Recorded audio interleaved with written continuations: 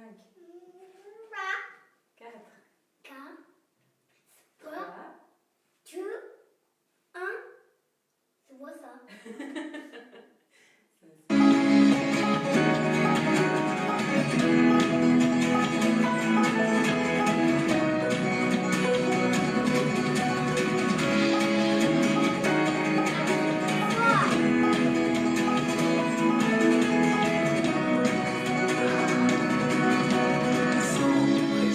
Je te livre ma joie.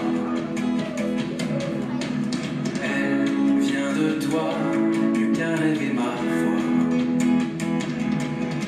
Tu as fait qui je suis, je viens de toi. De ton souffle naît ma vie, entends mon cœur qui bat.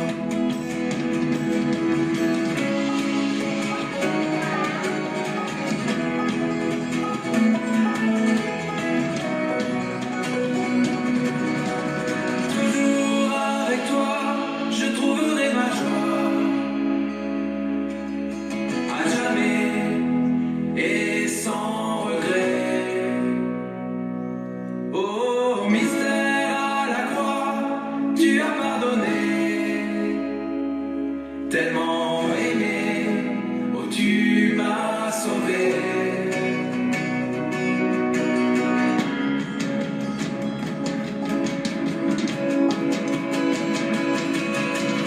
Salut mon Dieu, mon roi, oh tu es mon or. Je veux m'attendre à toi, qui te célèbre encore. Vivre, terre et acclame ton Père. Reconnais qu'il est Dieu et nous sommes ses précieux. Toujours avec toi, je trouverai ma joie.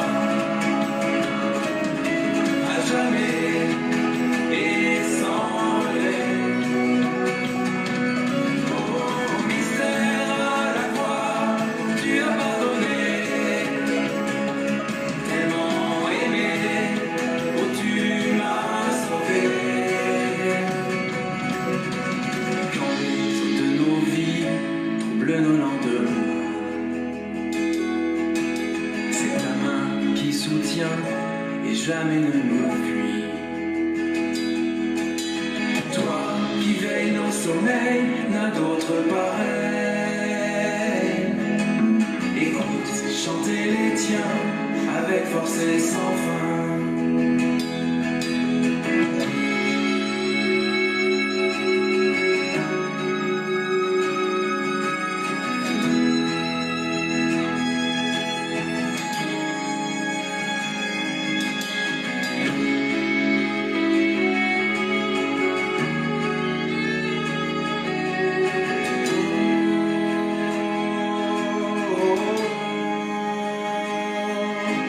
Écoute chanter les tiens avec force et sans fin. Écoute chanter les tiens avec force et sans fin. Écoute chanter les tiens avec force et sans fin. Écoute chanter les tiens. Toujours avec toi, je trouverai ma joie. À jamais et sans regret.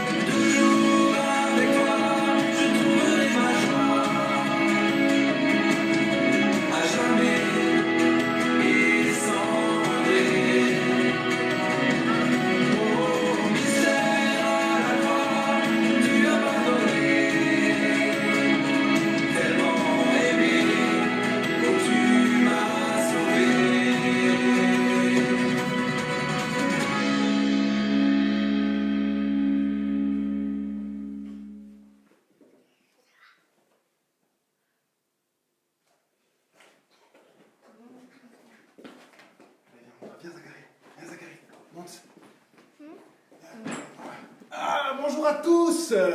On est content de vous voir. C'était la petite surprise. On s'est confinés, mais dans l'église et en famille. Hein. On respecte pas trop les distances parce qu'on est en famille, mais on vous aime et on voulait juste vous voir, que vous nous voyez. On est super content d'être avec vous ce matin. Super content. Et ça nous tarde de vous revoir chacun. Et c'est vrai qu'il n'y a pas photo, ça nous manque de vous voir en chair et en os. Mais bientôt. Est-ce que tu veux dire un coucou, Manoa, à tes copains de l'église? Zachary, on dit un coucou? Tu regardes là? Tu regardes là-bas? Coucou, Et tu dis Yann. Voilà.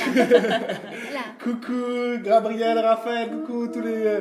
coucou Pierre-Eden, Pierre-Eden, Raphaël, Siméon, coucou chacun. à chacun, on vous aime, d'accord? Encore 2 chants, et après on passe à l'enseignement. Ok? À tout de bientôt. suite.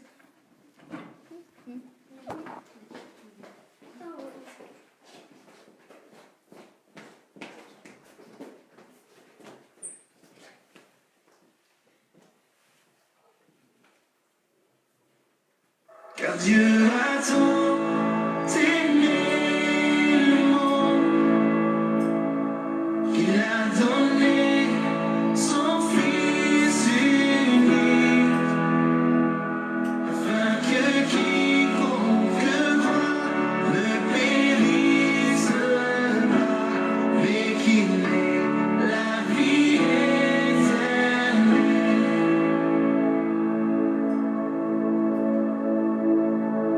Je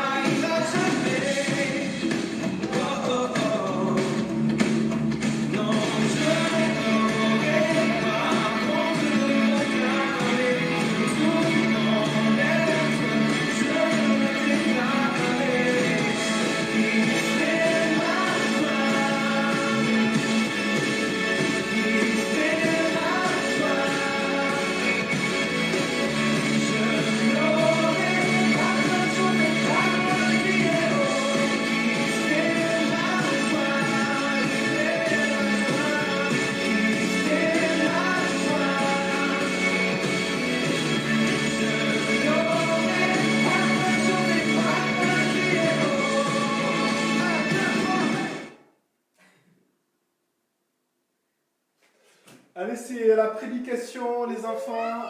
Vous pouvez aller vous confiner dans une autre pièce peut-être. Je ne sais pas comment est organisée l'école du dimanche chez vous.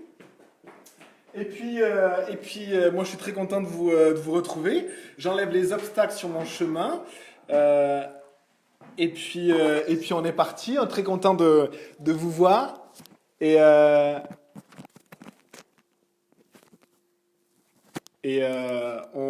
hop, excusez-moi, on a un petit réglage à faire.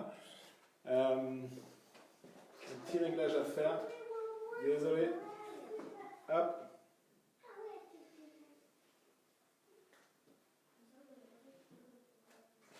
Voilà. On est content de vous voir et puis au moins vous me verrez entièrement, c'est déjà ça. On prend la parole de Dieu. On prend la parole de Dieu et puis on est parti. Alors, je vous invite les amis à prendre vos Bibles et on continue dans Matthieu 27. Donc vous pouvez prendre vos Bibles. Et pendant que vous prenez vos Bibles, on va faire juste un petit temps d'annonce. Voilà. La première chose que j'avais à cœur de vous dire, les amis, ce dimanche matin, après 5 ou 6 ou 7, je ne compte plus, semaines de confinement, c'était simplement, si vous regardez cette vidéo et que vous fréquentez une autre église, je vous invite simplement à vraiment vous connecter à votre église locale. Vraiment à faire tout pour vivre, même pendant ces temps de confinement, votre église locale en premier, en priorité. Et nous, la chapelle, on est vraiment tellement heureux de se retrouver ce matin. Et bien sûr, tous ceux qui n'ont pas forcément d'église ou de culte, en tout cas, soyez les bienvenus. Donc, on continue en fait dans Matthieu 27. Et deuxième, pendant que vous prenez ce passage-là, deuxième petite annonce aussi, avant que j'oublie. Donc, les jeudis soirs, on se retrouve à la prière. N'hésitez pas à venir passer un moment Zoom à la chapelle. C'est vraiment un bon moment qui ressource. Hein. On se voit même par l'écran et puis on peut partager des sujets de prière et c'est vraiment bon. Merci Seigneur pour la technologie, pour ça. Bien sûr, il nous tarde que tout ça revienne à la normale. Hein. C'est pas la vie réelle. Et on réalise une chose, c'est que l'écran, les amis, c'est pas la vie réelle en fait. C'est bien, on utilise la technologie pour rejoindre les gens, on utilise la technologie parce que c'est aussi notre culture actuelle. Hein. On est une église contemporaine, on est des gens de notre époque, hein. Mais c'est pas la vie réelle. Et il nous tarde qu'on puisse juste vivre l'église réellement, se voir, manger ensemble, partager ensemble, prier ensemble, aller dans les rues ensemble, se balader ensemble. Il nous tarde, hein, bien sûr. Mais courage et patience. Soyez fidèles également à la chapelle, soyez fidèles dans vos offrandes. On a deux moyens pour nos offrandes, soit par virement, vous me demandez le RIB de l'église en privé, et soit par chèque, même si c'est plus long avec la situation actuelle. Donc restez fidèles dans vos offrandes. Et je vous invite du coup à prendre Matthieu 27. Matthieu 27.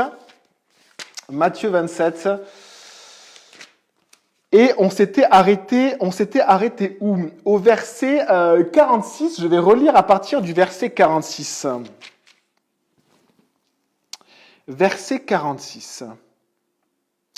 Vers 3 heures de l'après-midi, Jésus s'écria d'une voix forte, « Élie, Élie, lama sabachthani », c'est-à-dire « Mon Dieu, pourquoi m'as-tu abandonné ?» Quelques-uns de ceux qui étaient là, après l'avoir entendu, disaient « Il appelle Élie ». Aussitôt, l'un d'eux courut prendre une éponge, qu'il imbiba de vinaigre, il la fixa à un roseau et lui donna à boire. Mais les autres disaient « Laisse donc, voyons si Élie viendra le sauver ». On avait étudié ces passages-là et on passe au verset suivant. Jésus est sur la croix, Jésus souffre pour nous, pour le péché du monde, et on regarde le verset 50. Jésus poussa de nouveau un grand cri, et il rendit l'esprit. Et voici que le voile du temple se déchira en deux, depuis le haut jusqu'en bas. La terre trembla, les rochers se fendirent, les tombeaux s'ouvrirent, et les corps de plusieurs saints qui étaient morts ressuscitèrent. Étant sortis des tombes, ils entrèrent dans la ville sainte après la résurrection de Jésus et apparurent à un grand nombre de personnes. Verset 54. À la vue du tremblement de terre et de ceux qui venaient d'arriver, l'officier romain et ceux qui étaient avec lui pour garder Jésus furent saisis d'une grande frayeur et dirent « Cet homme était vraiment le Fils de Dieu. » Et on s'arrête là et on prie. Seigneur Jésus et Saint-Esprit, on s'en remet à toi pour que tu nous remplisses ce matin, pour qu'on puisse simplement ouvrir nos cœurs. On ouvre tes Bibles.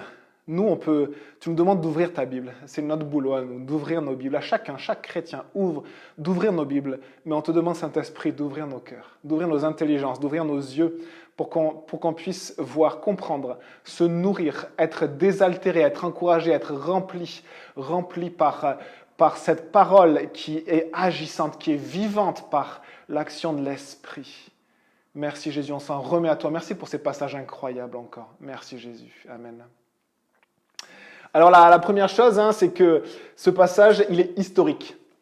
C'est la première chose parce que il a été retranscrit par des témoins oculaires qui étaient présents. Et on voit une liste de témoins ici qui sont signalés par Matthieu et par Marc et par Luc et par Jean. Et Dieu s'est vraiment soucié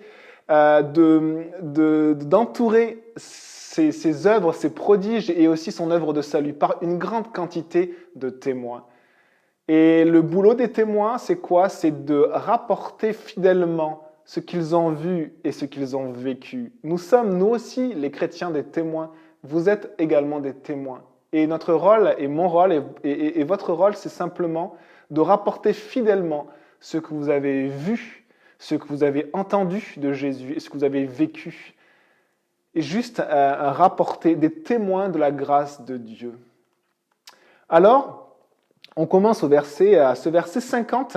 Ce verset 50, Jésus poussa de nouveau un grand cri et rendit l'esprit. Il avait déjà crié « Mon Dieu, pourquoi m'as-tu abandonné ?» Et dans cette dernière période, ce dernier moment de la croix, il crie, il expire, il meurt, il rentre dans la mort, Jésus-Christ. On lit dans le passage de Jean 20 qu'on donne à Jésus un dernier breuvage, un vinaigre, peut-être que c'était le breuvage des soldats, et que Jésus dit « Tout est accompli », puis il baisse la tête et rendit l'esprit. Jean 20, verset 30. Et on voit dans Luc 23 au verset 46 que Jésus s'écrie d'une voix forte « Père, je remets mon esprit entre tes mains ». Après avoir dit ces paroles, il expira. Donc on a ces différentes paroles qui ont été rapportées par Luc, par Jean et ici par Matthieu. Et donc Jésus rentre dans la mort. C'est très étonnant et on va rentrer un petit peu dans les versets suivants. Jésus rentre dans la mort et donc Jésus a perdu. Celui qui voulait révolutionner peut-être le peuple d'Israël, celui auprès de qui les foules avaient tellement d'espoir, eh bien il a perdu, il est mort, il a fini comme tous les autres. Et toute la foule s'est moquée de lui et lui a renvoyé ceci.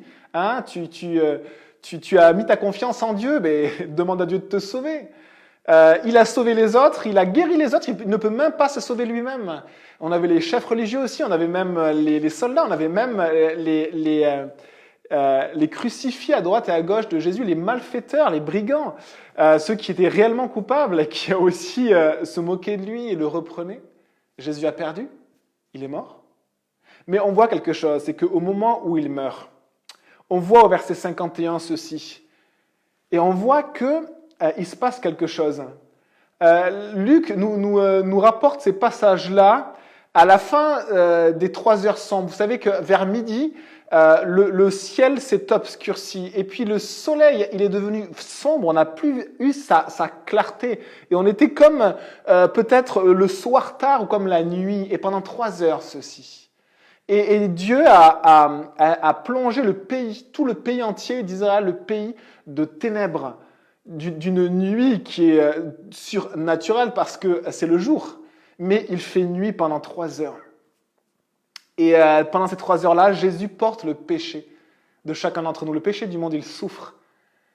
Et les gens se moquent de lui, les gens ne savent pas forcément ce qui se passe, d'autres peut-être s'en fichent un peu. Et il y a ces 3 heures sombres. Et à la fin, ou au moment où Jésus s'écrie et l'esprit meurt, rentre dans la mort, ou au moment où un peu après ce moment-là, il y a d'autres événements incroyables. On lit au verset 51, « Voici ce que des témoins attestent. Et voici que le voile du temple se déchira en deux, depuis le haut jusqu'en bas. » Et vous savez que dans le temple, surtout à cette période-là, il devait y avoir des prêtres. Un prêtre qui n'était pas dans le lieu très saint, la partie la plus privée, interdite à tous, parce que c'était le lieu de la présence de Dieu, vraiment le centre du temple, à l'intérieur du bâtiment. Et il y avait un endroit plus petit que les autres, s'appelait le lieu très saint. C'était là où Dieu venait mettre sa présence. Et il y avait simplement le grand sacrificateur, c'est-à-dire le chef des prêtres, on va dire le responsable de tous les religieux, le responsable de guider le peuple dans la parole de Dieu. Tout le peuple d'Israël, eh bien, il avait le droit d'y rentrer une seule fois par an. Et donc, en fait, cet endroit était interdit à tous. Tout simplement, à tous. Même le grand prêtre, le grand sacrificateur, il n'y avait pas accès juste une fois par an et avec tellement de précautions. Mais en dehors donc le lieu très saint était séparé par un rideau.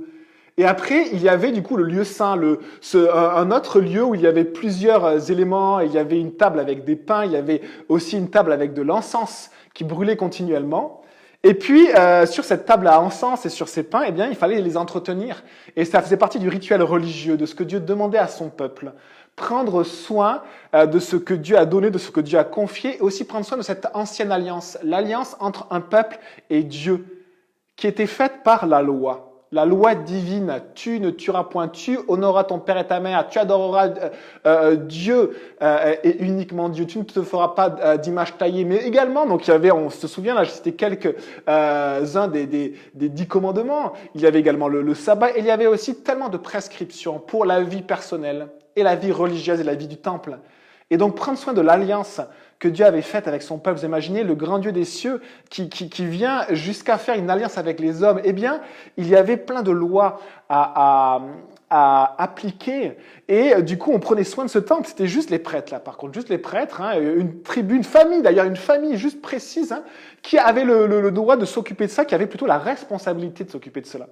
Et donc, régulièrement, il y avait des prêtres qui rentraient dans le lieu saint. Donc, il y a le bâtiment du temple, ils rentraient dans le lieu saint et ils voyaient du coup au fond un rideau, un grand rideau, et c'était le lieu très saint. Personne n'avait le droit d'aller là. De l'autre côté, c'était la présence de Dieu. Mais par contre, dans le lieu saint, il y avait des choses à s'occuper, et peut-être qu'ils faisaient aussi un brin de ménage, peut-être qu'ils s'occupaient vraiment de ce lieu d'une manière extrêmement pieuse.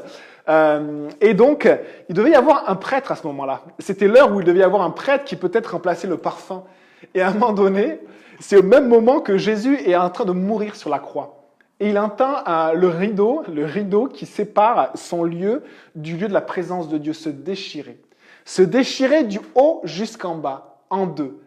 Une brèche, une ouverture. Il n'y a plus rien qui retient les deux parties du rideau.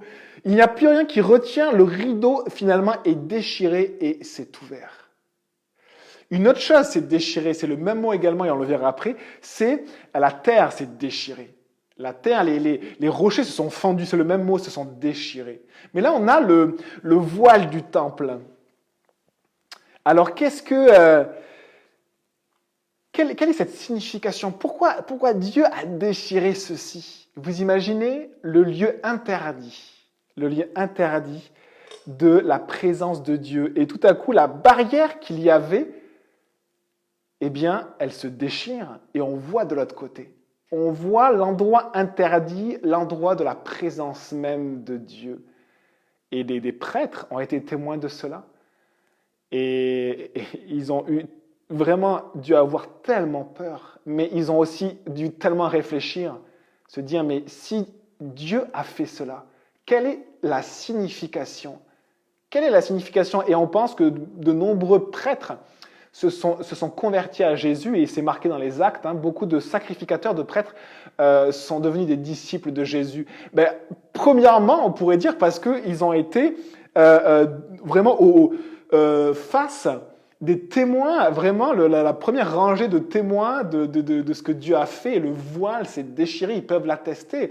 Et après, tous les prêtres ont dû, le lendemain ou le soir même, rentrer dans le lieu saint et contempler ceci. Donc, toute la classe sacerdotale, la classe religieuse, et du coup, bien sûr, ça s'est répandu dans toute la ville, comme toute information incroyable, dans toute la ville, eh bien, on a dit, le voile s'est déchiré.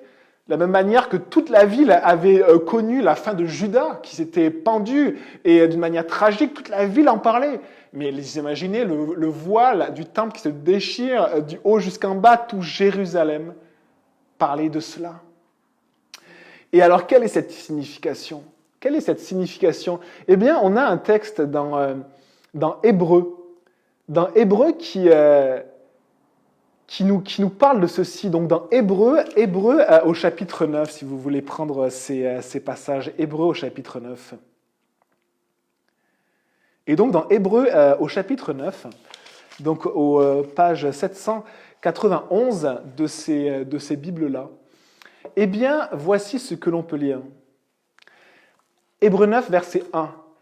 La première alliance, donc l'alliance faite entre Dieu, qui est éternel, qui n'a ni commencement ni fin, et le peuple d'Israël, avait donc des règles relatives au culte et au sanctuaire terrestre, au temple de Jérusalem.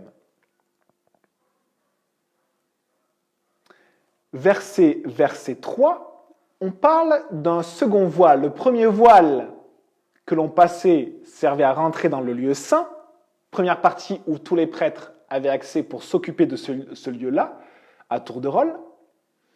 Et le deuxième lieu où personne n'avait accès, séparé par un deuxième voile au verset 3. Derrière le second voile se trouvait la partie du tabernacle, ou la partie du temple, appelée le lieu très saint.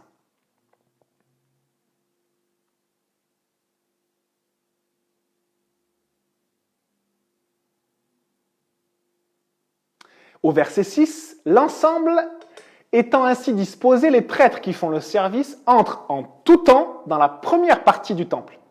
La première partie, comme on l'a dit.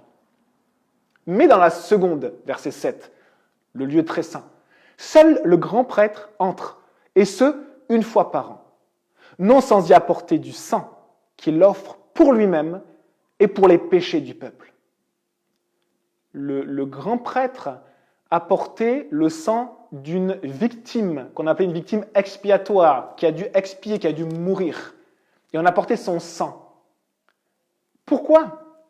Parce que le problème qu'il y a entre les hommes et Dieu, eh bien, c'est le péché.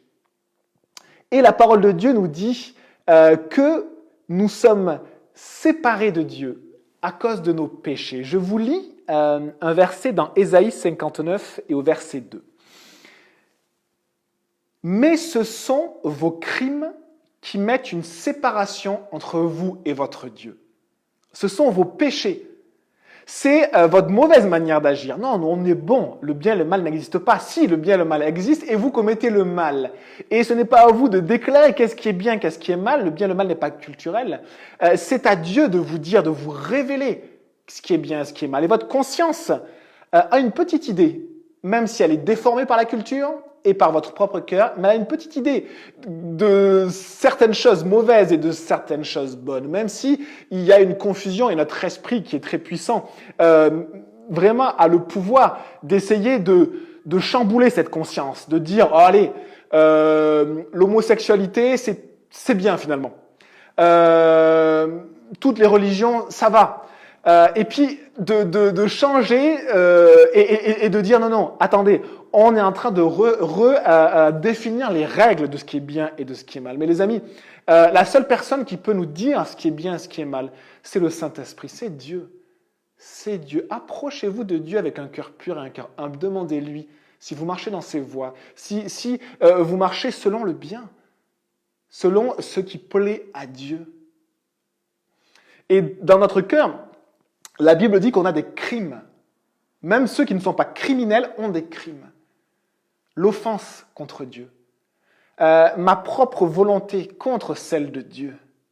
Ma volonté de me diriger moi-même sans Dieu, de rechercher mon propre plaisir et de m'opposer à Dieu, mais également de me vouer à ce que moi je veux. Et parfois qui est mauvais et qui salit mon âme et qui aussi blesse mon âme et qui parfois me détruit, que ce soit mon corps ou mon âme. C'est ce que fait le péché dans la vie des hommes. Souvent, la fin de nos vies n'est pas très belle à regarder. Même parfois quand on a toutes nos têtes, parce qu'on a tout ce poids du péché que l'on a commis toute notre vie. Et il n'y a pas forcément de la paix, de la joie qui sortent de ces étapes-là. Il y a souvent bien d'autres choses et tellement de blessures, tellement de blessures. Ce sont vos crimes qui mettent une séparation entre vous et votre Dieu. Voilà ce que la Bible dit de ce premier problème, le péché. Ce sont, je continue, Ésaïe 59, verset 2, ce sont vos péchés qui vous cachent sa face. Vous voulez voir Dieu? Vous dites peut-être ceci, si Dieu se révèle à moi ou si je vois Dieu, mais vos péchés vous cachent sa face.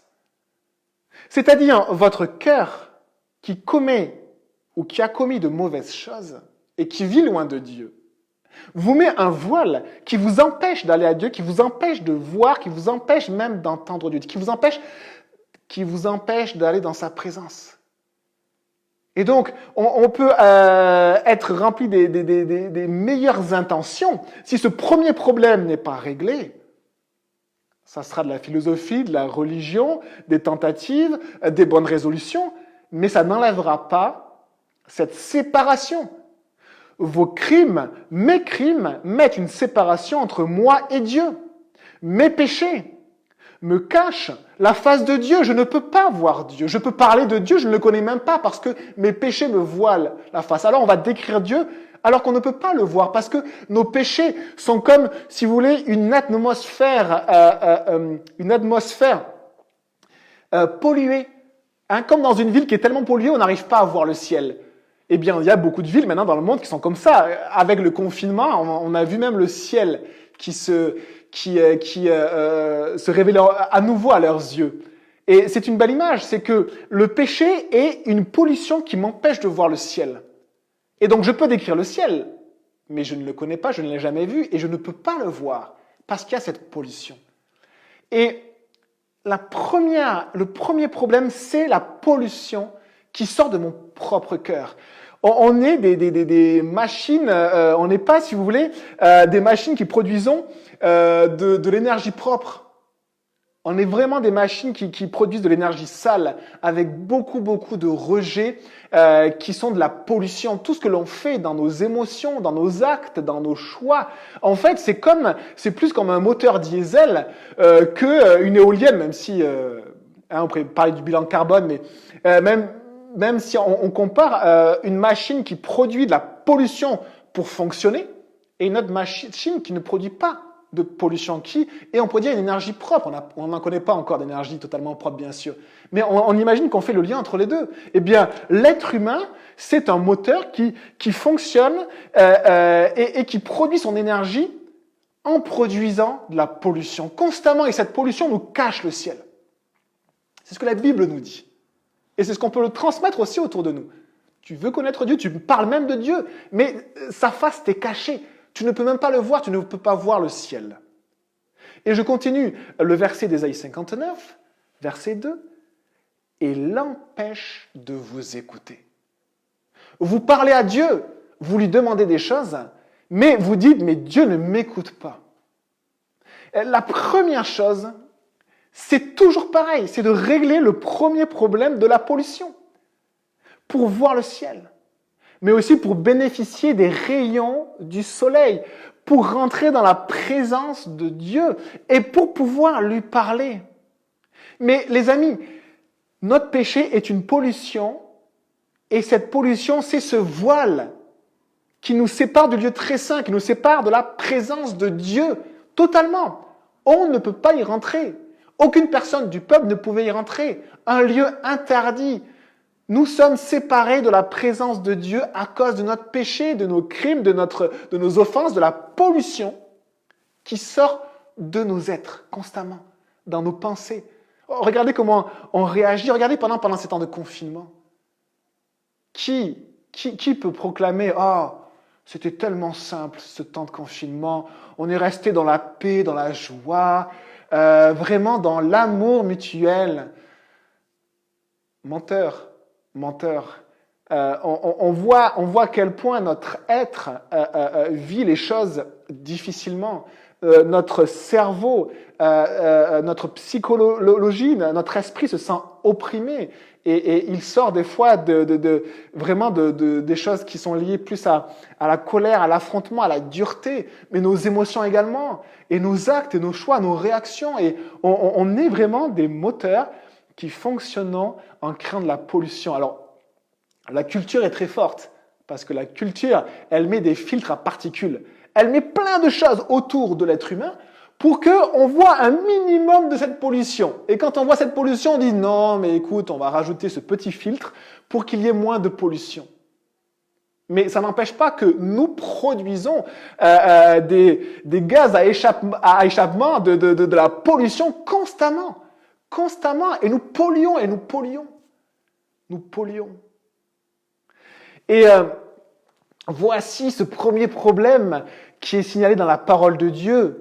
Mais ce sont vos crimes qui mettent une séparation entre vous et votre Dieu. Ce sont vos péchés qui vous cachent sa face et l'empêchent de vous écouter. Maintenant, regardons ce qu'a fait Jésus sur la croix. 1 Pierre 2, verset 24 nous dit ceci. Jésus a porté lui-même nos péchés en son corps sur le bois. Voilà pourquoi il y a eu ces 3 heures sombres. Mais voilà pourquoi aussi il y a eu ce qui a suivi ces 3 heures sombres. Ésaïe 43, verset 4 nous dit « Ce sont nos souffrances qu'il a portées, c'est de nos douleurs qu'il s'est chargé. » Verset 5 « Il a été blessé à cause de nos transgressions, brisé à cause de nos fautes. La punition qui nous donne la paix est tombée sur lui. » Et on voit que ce que Jésus est en train de vivre là, c'est qu'il vient de porter sur la croix tout le péché du monde, toute cette pollution produite par l'humanité depuis que l'humanité existe, depuis le premier homme et la première femme, Adam et Ève. Toute cette pollution, Jésus la porte sur la croix. Jésus s'en charge. Et il subit la condamnation de mon péché, de ma pollution. Il prend sur lui tout cela. Il prend sur lui tout cela. Il prend sur lui, on pourrait dire, tout virus, toute maladie. Il prend sur lui toute peine, tout péché, toute blessure. Il prend sur lui toutes mes offenses, toute ma mauvaise manière de réagir, ma mauvaise manière aussi de vivre et de me comporter, ou ma mauvaise manière aussi de faire des bons choix, de me diriger. Il prend tout cela. 1 Jean 4, verset 10 nous dit ceci. L'amour de Dieu consiste non pas en ce que nous avons aimé Dieu, mais en ce que lui nous a aimés et a envoyé son Fils comme victime expiatoire pour nos péchés. Que faisait le grand prêtre une fois par an? On tuait un agneau, on tuait une victime innocente et on prenait son sang. Et lui, il a porté une fois par an, avec tremblement, avec peur, il a porté dans le lieu très saint. Mais ceci n'annulait pas toute cette pollution, mais rappelait que l'homme est pécheur et qu'on a besoin de pardon. Par contre, les personnes pouvaient avoir confiance dans le sang du sacrifice, de réaliser qu'on y a besoin d'un sacrifice et que le sang coule. En clair, il y a besoin qu'une victime subisse la condamnation de mon péché. Et les personnes croyant de l'Ancien Testament, avant l'arrivée de Jésus, étaient sauvées de la même manière que nous après l'arrivée de Jésus. Ils étaient sauvés en mettant leur foi en Dieu et en réalisant que leur péché nécessitait la mort d'une victime innocente. Ils faisaient confiance à Dieu. Voilà pourquoi, dans les premiers temps, Abel et Caïn, les deux ont fait un sacrifice. Mais l'un l'a fait avec foi et l'autre, peut-être de manière religieuse, peut-être pour se montrer. L'un avait foi dans le sacrifice dont on avait besoin, le sacrifice d'une victime innocente pour nous approcher de Dieu. Parce que nous sommes séparés par ce voile et nous n'avons pas accès à Dieu. Jésus est cette victime expiatoire pour nos péchés. Cette victime innocente qui meurt pour nos péchés. Qu'on dit Pilate, qu'on dit Hérode, qu'on dit le centurion romain, après avoir vu tous ces prodiges, cet homme était juste. Il n'y a aucun mal en lui. La seule personne, le seul homme juste, la seule personne juste que la terre ait portée, Jésus-Christ le juste, lui meurt pour nos péchés. Il meurt en vivant la condamnation de toutes les mauvaises choses, les mauvaises pensées, la pollution. Et nous, on a l'impression que le péché, c'est que des grands péchés que l'on condamne. Mais les amis, regardez l'image de la voiture. La pollution, c'est tout ce qui sort de la voiture pour qu'elle fonctionne. Et si on respire un peu autour de la voiture, on ne va pas forcément sentir vraiment cette pollution nous accabler. Et pourtant, elle est là. Et elle est nocive pour nous et pour les personnes qui sont autour de nous et pour la nature. Mais quand il y a beaucoup de personnes qui commencent vraiment à polluer, et de plus en plus, on est dans un monde qui pollue de plus en plus, que ce soit physiquement ou que ce soit spirituellement, les amis. On pollue de plus en plus. Moralement, on pollue de plus en plus. Dans nos pensées, on pollue de plus en plus. Dans nos actes, dans notre cœur, on pollue de plus en plus. Eh bien, qu'est-ce qui se passe? On tombe malade, on respire mal, on sent même l'odeur de la pollution. On ne peut plus voir le ciel, ça détruit la nature autour de nous. Et donc, Jésus est mort pour cette petite pollution que chacun produit, mais qui est nocive à l'homme, à son entourage, à tout ce qui l'entoure, et ce qui l'empêche d'accéder à Dieu. Ce qui l'empêche d'accéder à Dieu. Jésus a pris tout ça. Jésus, victime expiatoire pour nos péchés. Et regardez ce que Jésus dit dans Jean 20 quand il meurt. Jésus dit ceci, c'est une parole qui a été rapportée par Jean. Quand Jésus meurt, il crie, il va dire ceci. Il va dire « Tout est accompli ». Puis il baisse la tête et il rend l'esprit. Ça veut dire que l'expiation, le fait de régler ce problème du péché, le fait qu'une victime juste et innocente paie le péché et mon propre péché, paie le problème du péché, prend sur lui le péché. L'expiation sur la croix de nos péchés est accomplie. L'expiation sur la croix de nos péchés est accomplie. La question du péché est réglée. La question du péché est réglée parce que Jésus est mort pour mes péchés. Merci Jésus. Il se passe à ce moment de la croix, les amis, quelque chose de révolutionnaire pour l'histoire de l'humanité et qui ne se repassera jamais plus, qui a été accompli une fois pour toutes. Tout est accompli. Jésus meurt pour le péché du monde. Jésus meurt pour mon péché, pour ton péché, pour ma pollution. Jésus prend tout ça sur lui et il meurt. Et il règle la question du péché. Et ce que nous dit 1 Pierre 2, c'est que Jésus a porté nos péchés sur son corps, sur ce bois, afin que, morts au péché, nous vivions pour la justice. Lui, par les meurtrissures duquel nous sommes guéris. Ça veut dire que par ce qu'il a vécu, nous pouvons être libérés de nos péchés, les mettre dans la mort, mort au péché. En clair, accepter que Jésus nous lave parce qu'il les a pris sur la croix. Demandez-lui simplement, demandez-lui, demandez à Jésus de laver vos péchés. Il est mort pour vous, pour cette pollution, pour vos crimes, pour vos offenses, pour votre péché. Il est mort pour vous, victime expiatoire, qui a expié, qui est morte, victime innocente pour moi, pour que je puisse vivre selon la justice de Dieu, pour que je puisse être libéré de mon péché. Et si je suis libéré de mon péché, il n'y a plus de pollution. Je peux donc voir le ciel. Et on voit ce qui est en train de se passer. C'est que Jésus sur la croix, quand il rentre dans la mort, en fait, il vient de régler la question du péché. Il vient de régler la question incroyable du péché. Éphésiens 2,19 nous dit, « Ainsi, vous n'êtes plus des étrangers, vous n'êtes plus en dehors du peuple d'Israël, du peuple de Dieu, et vous n'êtes plus en dehors du temple. Vous n'êtes plus des gens du dehors, mais vous êtes des personnes de la maison de Dieu. » Vous savez, un empereur ou un roi donnait des audiences pour gérer son royaume. Et je me suis un peu informé de ces audiences-là. Ah les amis, je vais vous lire quelque chose parce que c'était assez incroyable. Si on prend par exemple le roi français dont la gloire et la grandeur est la plus proverbiale et la plus connue, Louis XIV, le roi Soleil.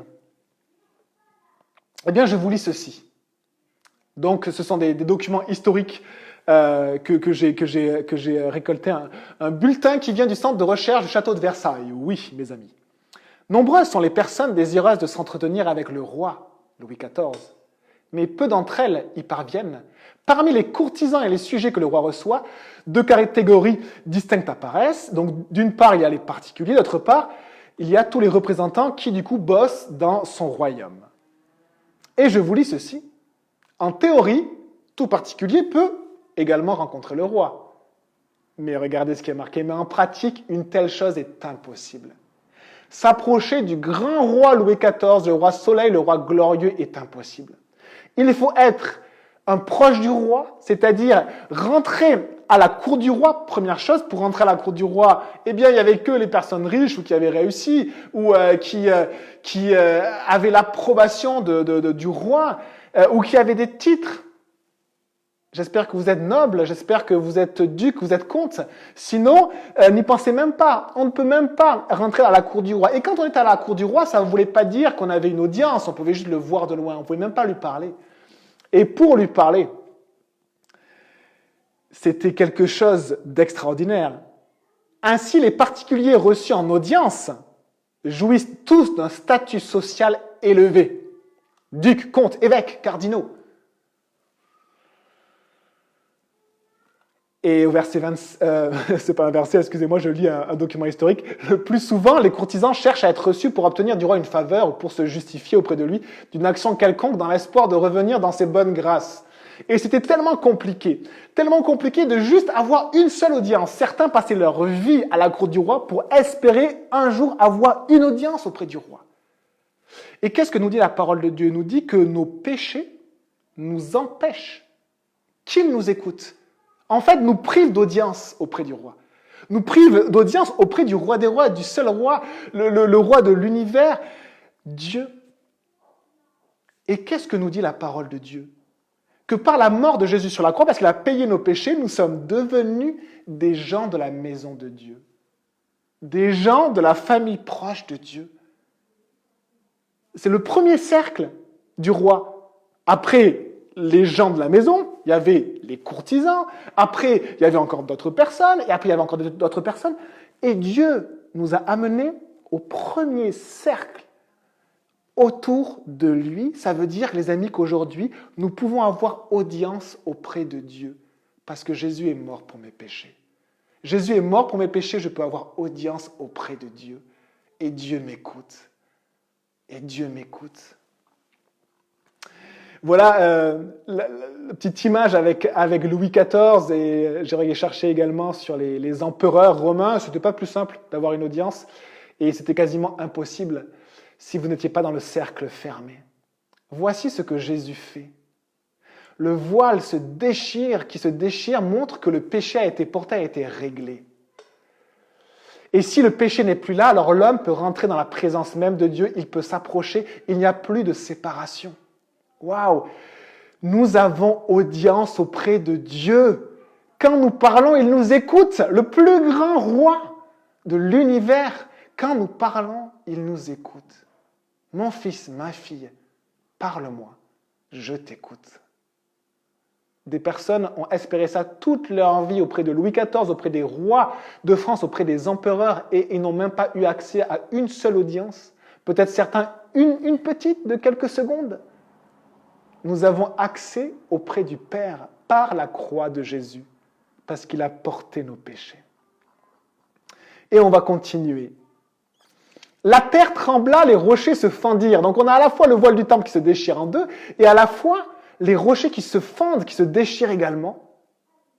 Et on lit par la suite, les tombeaux s'ouvrent et les corps de plusieurs saints qui étaient morts ressuscitèrent. Les amis, quand Jésus meurt sur la croix, quand Jésus porte le péché du monde, il y a eu un combat spirituel et il y a des choses qui sont visibles. Vous avez le monde physique qui s'ébranle, vous avez la nuit qui survient et vous avez même la terre qui tremble, qui ne peut pas rester en place et vous avez des rochers qui se fendent, des crevasses, ça se déchire comme le voile qui se déchire. Comme si l'expression physique de ce que les gens voient, en fait, révèle quelque chose qui est en train de se passer au niveau spirituel. Au niveau de nos âmes, de nos êtres, au niveau de nos péchés, au niveau de Dieu, au niveau des anges, au niveau de diable et de ses démons, il est en train de se passer quelque chose. Un peu comme, si vous voulez, la Bible nous dit que nous sommes un être, corps, âme et esprit, mais qu'il n'y a pas forcément trois parties distinctes, c'est vraiment un tout. Et tout est lié. Et les spécialistes, que ce soit même les personnes qui travaillent sur le corps, les ostéopathes, savent que quand il y a un blocage sur le corps, en clair, le corps est, on pourrait dire, déchiré, si on reprend l'expression de ce passage, ça veut dire que l'âme a vécu quelque chose de plus grand et de traumatisant, de vraiment a vécu quelque chose de violent. Et juste en manipulant parfois le dos d'une personne, un ostéopathe demande à la personne, mais est-ce que vous avez vécu un traumatisme? Parce que son corps a l'empreinte de quelque chose de violent qui s'est passé. Et bien là, quelque chose d'incroyable et de puissant, d'une puissance qu'on ne peut imaginer en train de se passer dans les lieux célestes et dans les lieux infernaux. Et il est en train de se passer quelque chose dans les lieux célestes, il est en train de se passer quelque chose dans la mort, il est en train de se passer quelque chose dans le lieu des démons et du diable, il est en train de se passer quelque chose dans le ciel, sur la terre et sous la terre. Il est en train de se passer quelque chose dans les lieux spirituels. Et ce qui se passe dans les lieux spirituels ébranle le monde physique, l'ébranle, comme notre corps peut être bloqué et meurtri parce que nous vivons quelque chose dans notre être, dans notre âme. Et c'est ébranlé. Mais regardez ce qui se passe. Des tombeaux s'ouvrent et les corps de plusieurs saints qui étaient morts ressuscitent.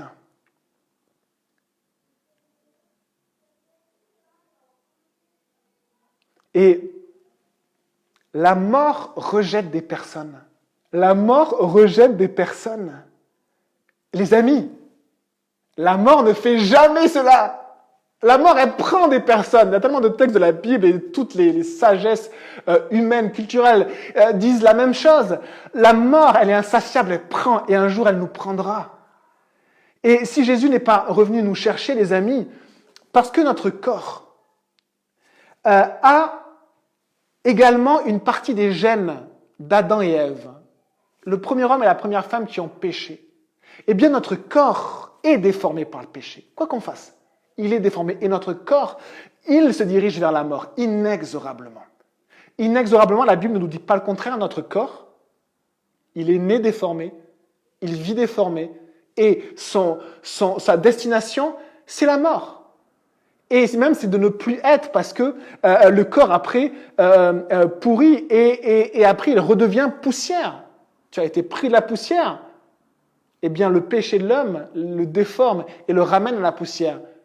Mais le corps, donc notre corps, un jour ou l'autre, se dirige vers la mort et atteindra la mort et tous. Mais ici, on voit que la mort rejette des personnes. Il y a une puissance dans ce qui est en train de se passer dans les lieux célestes, dans les lieux spirituels, près des puissances de méchanceté à ce moment-là, que la mort ne peut pas retenir certaines personnes, alors que la mort retient tout le monde et amène tout le monde à elle. Et je vous lis ceci, Romains 6, 23, le salaire du péché, c'est la mort.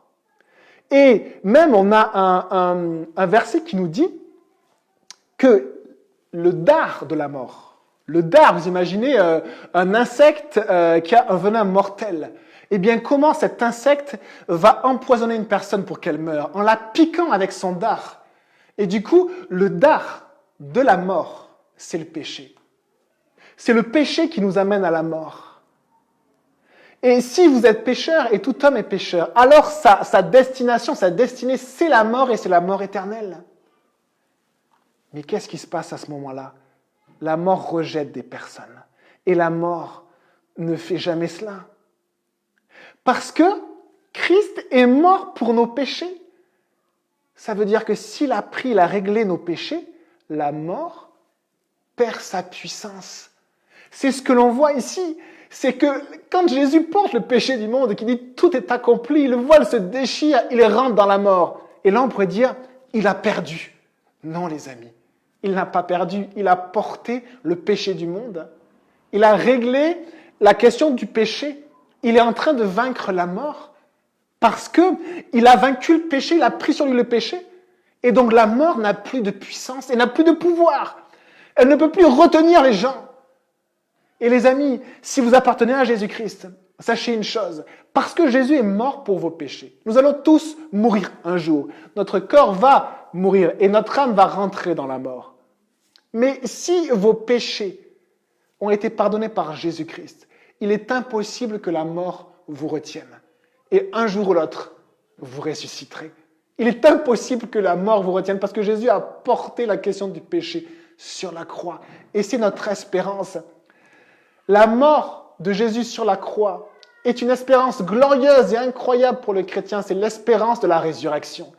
Parce que Jésus a payé mon péché, la mort ne pourra pas me retenir parce que mon péché a été réglé. Et on continue. Étant sortis des tombes, ils entrèrent dans la ville sainte après la résurrection de Jésus et apparurent à un grand nombre de personnes. Et là, on voit une chose. Et je continue parce que ça va être lié au verset 54. À la vue du tremblement de terre et de ce qui venait d'arriver, l'officier romain et ceux qui étaient avec lui pour garder Jésus furent saisis d'une grande frayeur et dirent « Cet homme était vraiment le Fils de Dieu ». Dans Luc 23, 47, il dit même aussi, il a dit « Cet homme est le Fils de Dieu », il a dit également, une autre parole que dit Luc, « Cet homme était juste ».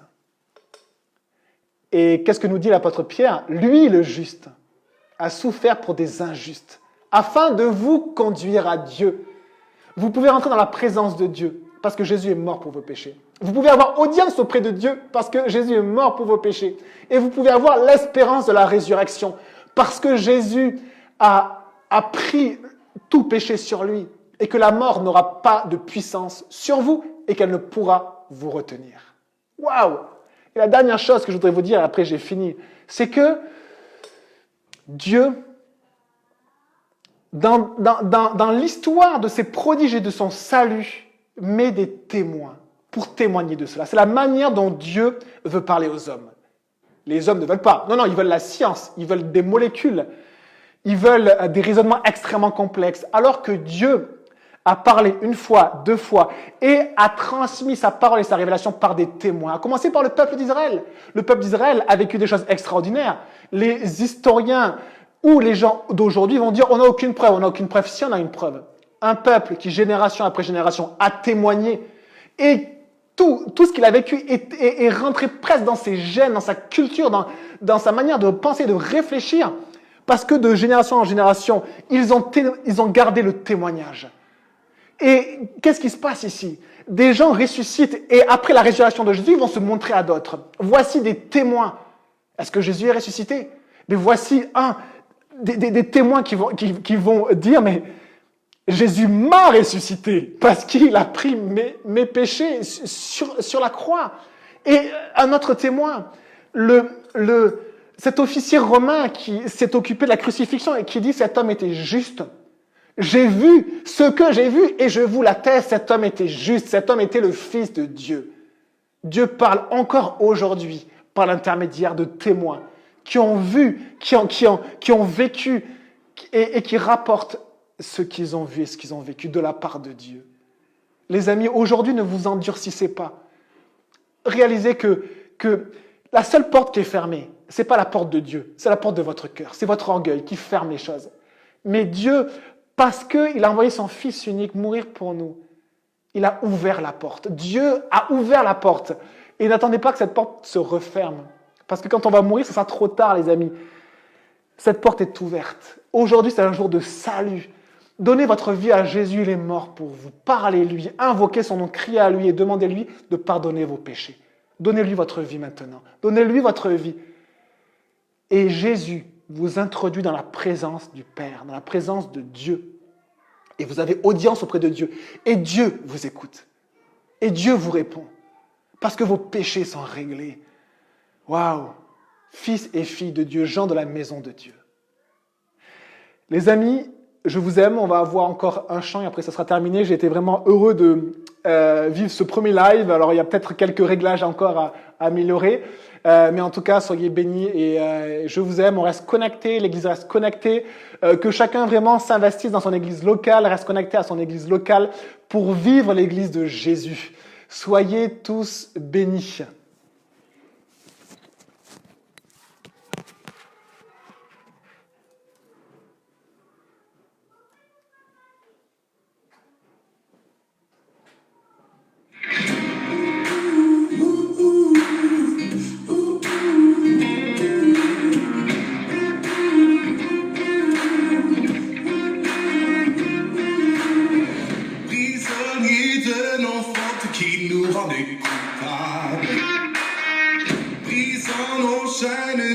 Nous redonner l'espoir. Accusés, condamnés par nos péchés innombrables, acquittés, justifiés, nous marchons dans ta victoire.